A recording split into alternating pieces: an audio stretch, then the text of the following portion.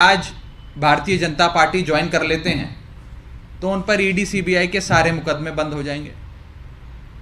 तृणमूल कांग्रेस के अभिषेक बैनर्जी अगर अपनी पार्टी छोड़कर भारतीय जनता पार्टी ज्वाइन कर लेते हैं तो उन पर सारे मुकदमे जो चल रहे हैं ईडी सीबीआई के वो सारे बंद हो जाएंगे।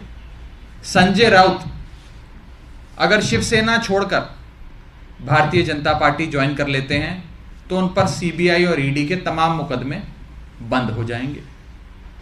फारूक अब्दुल्ला साहब एनसी के अगर आज नेशनल कॉन्फ्रेंस छोड़कर भारतीय जनता पार्टी ज्वाइन कर लेते हैं तो उन पर ईडी सीबीआई के जितने मुकदमे चल रहे हैं सब बंद हो जाएंगे। कर्नाटक के कांग्रेस के नेता डीके शिव कुमार अगर आज कांग्रेस पार्टी छोड़कर भारतीय जनता पार्टी ज्वाइन कर लेते हैं तो ईडी सीबीआई के जितने मुकदमे उन पर चल रहे हैं वो बंद हो जाएंगे। के कविता टीआरएस पार्टी की नेता अगर आज टीआरएस छोड़कर भारतीय जनता पार्टी ज्वाइन कर लेती हैं तो उन पर ईडी सीबीआई के जितने मुकदमे चल रहे हैं वो बंद हो जाएंगे। तेजस्वी यादव अगर आज आरजेडी छोड़कर भारतीय जनता पार्टी में शामिल हो जाते हैं तो उन पर भी ईडी सीबीआई के जितने मुकदमे चल रहे हैं वो बंद हो जाएंगे।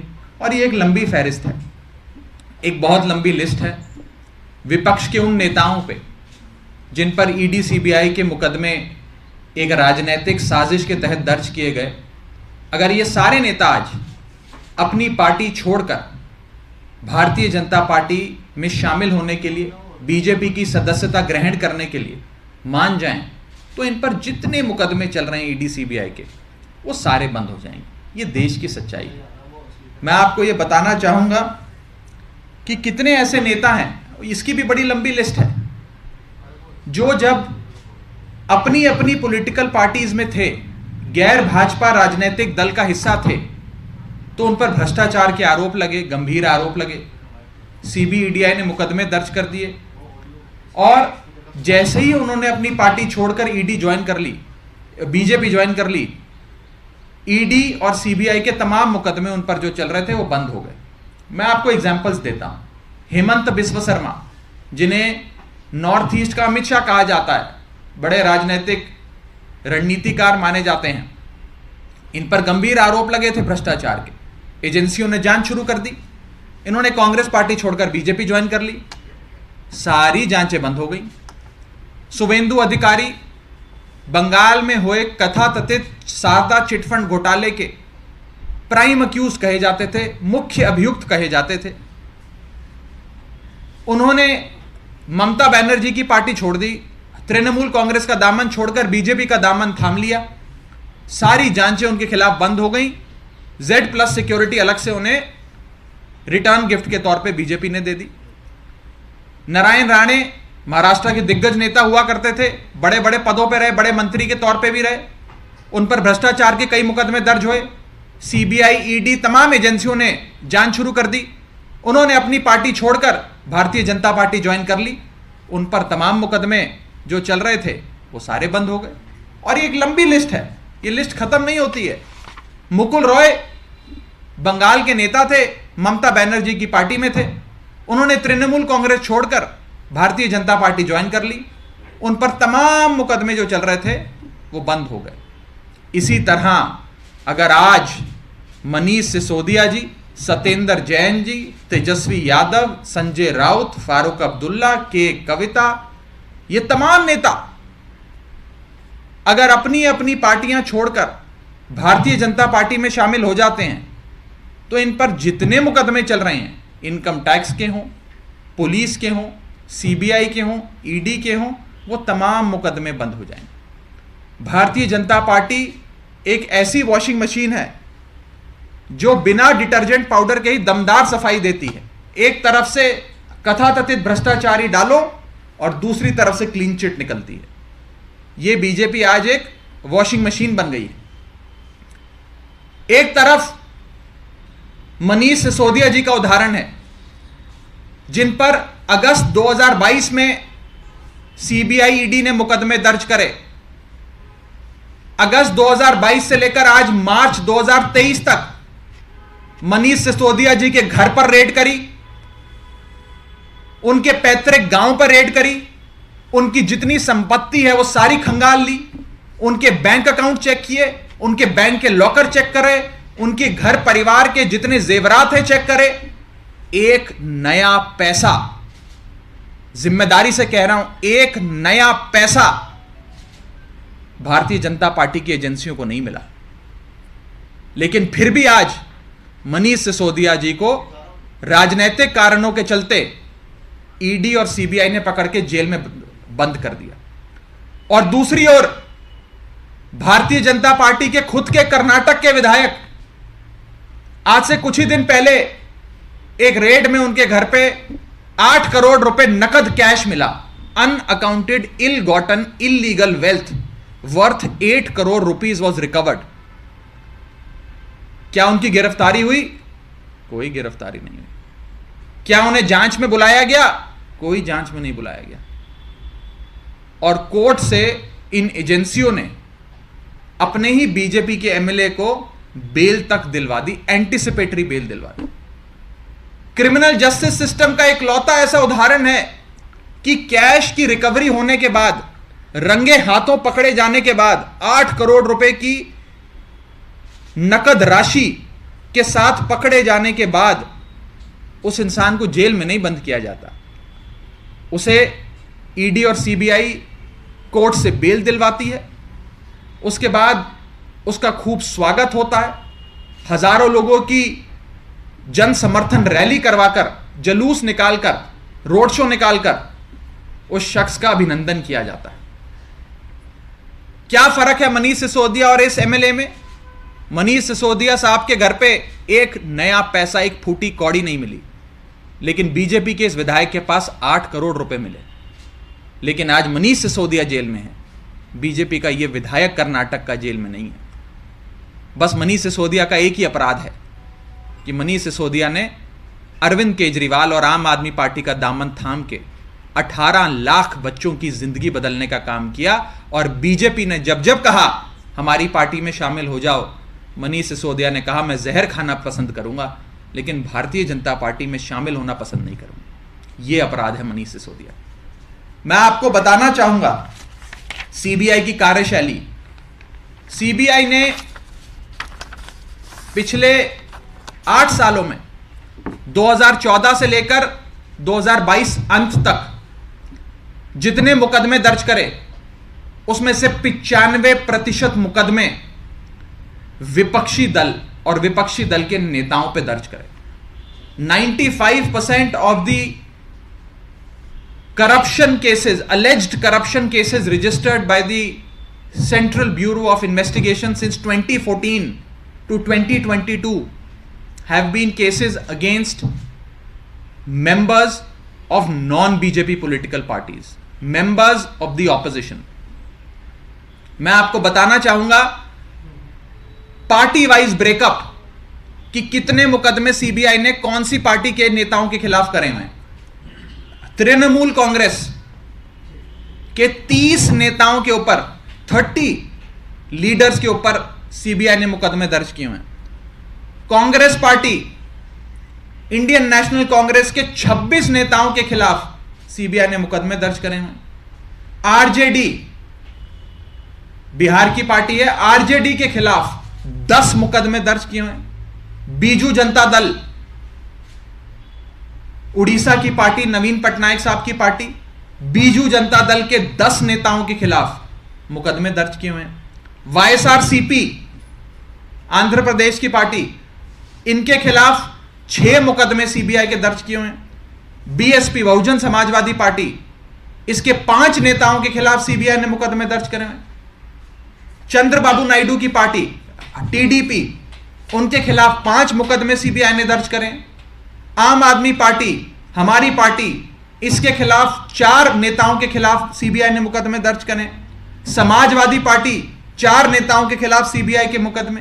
एआईएडीएम के 4 नेताओं के खिलाफ सीबीआई के मुकदमे। सीपीएम, वामपंथी सीपीएम के खिलाफ 4 नेताओं के खिलाफ सीबीआई ने मुकदमे दर्ज करे हुए। एनसीपी, 3 नेताओं के खिलाफ सीबीआई के मुकदमे दर्ज करे हुए। एनसी, नेशनल कॉन्फ्रेंस, 2 नेताओं के खिलाफ सीबीआई के मुकदमे। डीएमके, 2 नेताओं के खिलाफ सीबीआई के मुकदमे।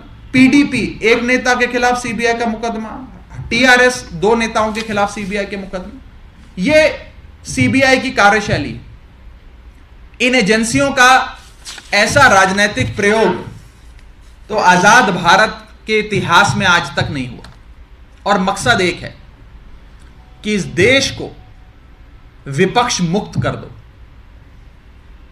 इंडिया को ऑपोजिशन लेस कर दो और भारत के लोकतंत्र को एक तंत्र में बदल दो, तब्दील कर दो। Convert democracy into autocracy and make India an opposition less country. एक ही लक्ष्य है कि भारत देश में एक ही पार्टी हो और एक ही नेता हो, और कोई गैर भाजपा पार्टी या गैर भाजपा नेता इस देश में सर उठाने की भी हिम्मत ना करे। एक एक नेता को पकड़ पकड़ के जेल में डालो, जेल में डालो।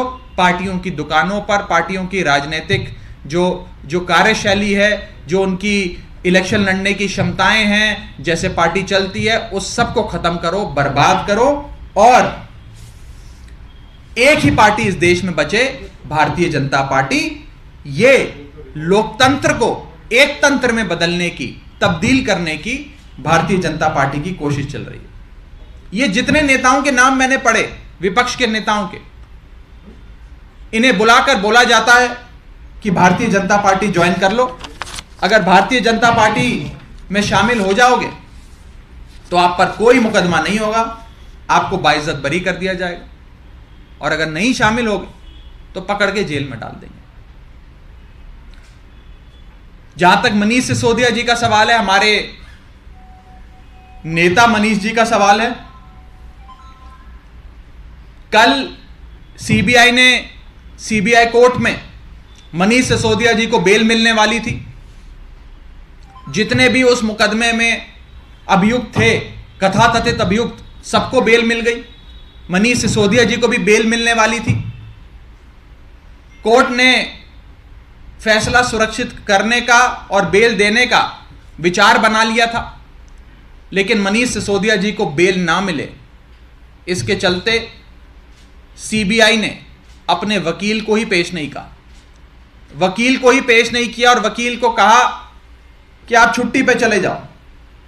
वकील पेश नहीं हुआ, उसके चलते 11 दिन बाद की तारीख पड़ गई कि 11 दिन और आप सीबीआई की जेल, सीबीआई की कस्टडी में बिताइए। और यह कम था तो सीबीआई के साथ साथ ईडी ने भी मुकदमा दर्ज कर उन्हें गिरफ्तार करने का मन बना लिया। Same case, same facts, same सवाल, सेम जवाब, सेम सबूत, सेम रेड, बस कभी एक एजेंसी पकड़ लेती है, कभी दूसरी एजेंसी पकड़ लेती है। भारतीय जनता पार्टी इस देश में एजेंसी खेलकर विपक्ष को बर्बाद कर रही है, विपक्ष को खत्म कर रही है, और मकसद बड़ा साफ है कि इस देश को one nation, one party, one leader में तब्दील कर दिया जाए। इस देश में और कोई नेता ना बचे और लोकतंत्र भारत देश का एक तंत्र में तब्दील किया जाए। जो सीबीआई कोर्ट में हम लोगों ने देखा कि सीबीआई ने कार्रवाई ना हो, बेल की कार्रवाई आगे ना बढ़े, मनीष सिसोदिया जी को बेल ना मिले, इसके चलते अपने वकील को ही पेश नहीं किया। यह साफ तौर पे यह दिखाता है कि ये एजेंसियां भारतीय जनता पार्टी के इशारों पे जो प्रोसेस ऑफ लॉ है उसे अब्यूज करना लग गई हैं। This is the classic text book example of abuse of process of law, कि बेल ना मिले इसके लिए वकील ही पेश ना करो, वकील पेश होगा नहीं, बहस होगी नहीं, कोर्ट कार्रवाई करेगा नहीं, तारीख पे तारीख पड़ेगी, और जो शख्स है जिसे जेल में बंद किया है वो जेल में सड़ता रहेगा। आम आदमी पार्टी इन जेलों से नहीं डरती, आम आदमी पार्टी इन एजेंसियों से भी नहीं डरती। एक संघर्ष से, आंदोलन की कोख से जन्मी पार्टी है आम आदमी पार्टी। इनकी जेलों से, मुकदमों से, ईडी से, सीबीआई से हमें डर नहीं लगता, बल्कि हमें तो याद आता है वो संघर्ष का समय जब देश को गोरे अंग्रेजों से आजादी दिलाने के लिए भारत देश के कितने स्वतंत्रता सेनानियों ने महीनों सालों जेल में बिताए, अंग्रेजों की उस क्रूर हुकूमत से लड़ाई लड़ी और अंत में विजयी हुए। गोरे अंग्रेज चले गए, लेकिन आज इस देश पे काले अंग्रेजों का शासन है। आज मनीष सिसोदिया उसी स्वतंत्रता सेनानी के दिखाए गए नक्शे कदमों पे चलकर खुशी खुशी जेल गए। संघर्ष करेंगे, लड़ाई लड़ेंगे और अंत में विजय सत्य की होगी, विजय अच्छाई की होगी, बुराई की हार होगी, विजय सत्य की होगी, असत्य की हार होगी और अंत में जेल के ताले टूटेंगे, मनीष सिसोदिया छूटेंगे। आपका कोई सवाल हो तो आप पूछ सकते हैं। बीजेपी को आप काले अंग्रेज कैसे रेफर कर रहे हैं? इस देश में अंग्रेजों के समय जो हुकूमत थी, जो भी आवाज बुलंद करता है सत्ता के खिलाफ उसे पकड़ के जेल में डाल दो। आज भी इस देश में ऐसा हो रहा है, जो बीजेपी के खिलाफ आवाज बुलंद करता है उसे पकड़ के जेल में डाल दो। मैंने आपको इतने विपक्ष के नेताओं के नाम लिए, इन पर मुकदमे होते हैं। भारतीय जनता पार्टी के विधायक के घर पे 8 करोड़ रुपए नकद कैश मिलता है, उसकी गिरफ्तारी नहीं होती है, उसे एजेंसियां छोड़ देती हैं, उससे मुंह फेर लेती हैं, कोर्ट में उसे बेल दिलवा देते हैं, रोड शो करवाकर उसे कोर्ट से बाइज्जत बरी करवाते हैं। क्या इस देश में 2 कानून हैं? क्या इस देश में 2 मापदंड हैं? भ्रष्टाचार, कथाकथित भ्रष्टाचार के मुकदमों में जांच करने की। लड़ाई भ्रष्टाचार के खिलाफ नहीं है, लड़ाई विपक्ष के खिलाफ है। The fight is not against corruption, the fight is against the opposition. Bharat को ऑपोजिशन मुक्त करो, विपक्ष मुक्त भारत बनाओ, एक भी नेता बचना ना पाए। कोई गली मोहल्ले में कोई गैर भाजपा का छोटा नेता, कोई गली मोहल्ले का भी गैर भाजपा या भाजपा का विरोध करता कोई गली का नेता भी ना बच पाए, सबको पकड़ के जेल में डालो। इस नीति के तहत भारतीय जनता पार्टी चल रही है। एक सवाल ये है, अभी मनीष सिसोदिया को एनफोर्समेंट डायरेक्टरेट ने अरेस्ट किया है, के कविता की क्वेश्चनिंग हो रही है और ये तर्क दिया जा रहा है ईडी के सोर्सेस के थ्रू कि एक साउथ ग्रुप था, एलिजेड साउथ ग्रुप था, साउथ कार्टेल था, जो लिंक था के कविता से और उनका कनेक्शन आपकी पार्टी से था इस पॉलिसी फॉर्मुलेशन के लिए। किसी भी इन्वेस्टिगेशन में आप डिटेल में जाना चाहते हैं तो मैं डिटेल में चला जाता हूं। किसी भी इन्वेस्टिगेशन की बेडरॉक पे बेसिस होता है रिकवरी। भ्रष्टाचार हुआ, कहते हैं 10,000 करोड़ का भ्रष्टाचार हो गया। अब कहाँ है वो 10,000 करोड़? 10,000 करोड़ इंसान कहीं रखता है, कहीं सोना खरीदता, कोई जेवरात खरीदता, कोई गाड़ी खरीदता, कोई जमीन खरीदता। कहाँ गए वो 10,000 करोड़ रुपए? और वो कौन सा 10,000 करोड़ का घोटालेबाज शख्स है जो सुबह 6 बजे स्कूल की इमारतें देखने निकलता है कि दिल्ली के स्कूल की इमारतें ठीक कराऊंगा, मैं डेस्क लगवाऊंगा, क्लासरूम में बोर्ड लगवाऊंगा, पेन पेंसिल चौक डस्टर किताबों का अरेंजमेंट कर कर बच्चों को दूंगा, स्कूल्स को दुरुस्त करूंगा। अरे कौन सा भ्रष्टाचारी ऐसा काम करता है? कहाँ है पैसा? Where is the money? और मैं साफ तौर पे कहना चाहता हूं भारतीय जनता पार्टी से कि ये पॉलिसी जिसका आप बार बार हवाला देकर एक नैरेटिव बनाने का प्रयास कर रहे हैं, ये पॉलिसी तो आपके उपराज्यपाल ने बनाई, आपके उपराज्यपाल ने लागू करवाई, आपके उपराज्यपाल ने उसमें संशोधन करा कर उसे अंतिम रूप दिया, उसे लागू करवाया। उपराज्यपाल को तो आप नहीं बुलाते। उपराज्यपाल को भी पकड़ के उसी ईडी की जेल में डालो जहां मनीष सिसोदिया को डाला है। उपराज्यपाल को नहीं पकड़ोगे, मनीष सिसोदिया को पकड़ के जेल में डाल दोगे। अति हो गई है। एक कहावत है, विनाश काले विपरीत बुद्धि। इसके अंग्रेजी अनुवाद है, those whom the God wants to destroy, he first makes them mad with power। आज ये दोनों कथन भारतीय जनता पार्टी पर लागू होते हैं।